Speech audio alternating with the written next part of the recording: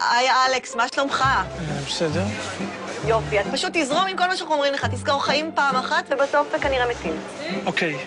כשבפעם ראשונה התיישבתי בקופה הייתי קצת לחוץ, הרגשתי שלא בנוח, ואז הגיע הקונה הראשון.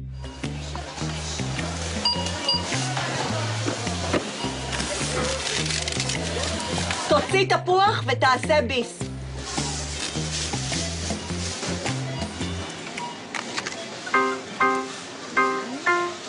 אני בשוק! סליחה, אני חייב לטעום את זה? זה לא משהו, תקנה תפוחים אחרים.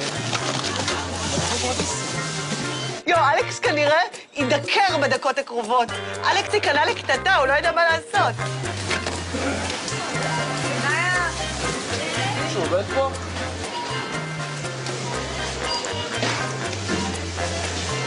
תשמע, אם אתה לא מרוצה מהשירות, אז לך.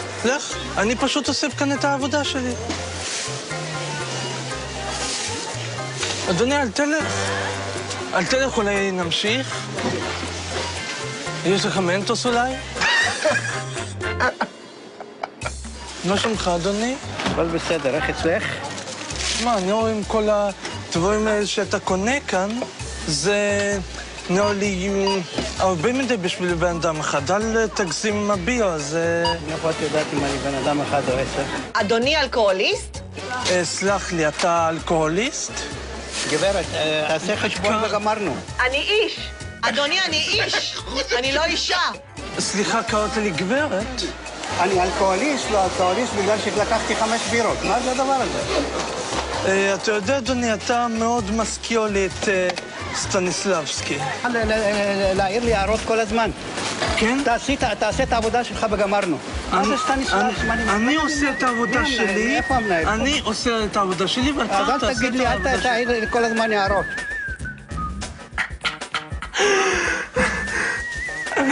סטניסלבסקי. הסופר האהוב עליי ביותר זה מיכאל בולגקוב. הוא כתב את הספר רומן במרגריטה. הספר הזה תורגם לעברית לראשונה בשנת 1973.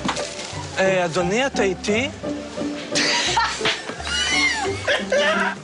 בספר הזה יש הכל.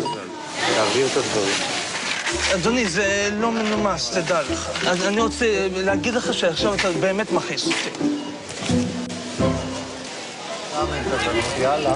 אתה אומר לי, יאללה, תשמע, זה מאוד לא תרבותי לדבר ככה. תגיד לו, אני...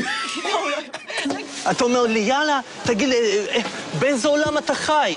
איפה אתה חי?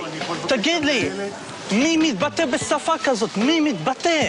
תתעצבן ותזרוק את הקורנפלקס. החינוך בארץ הוא חרא! אני שונא את החינוך בארץ!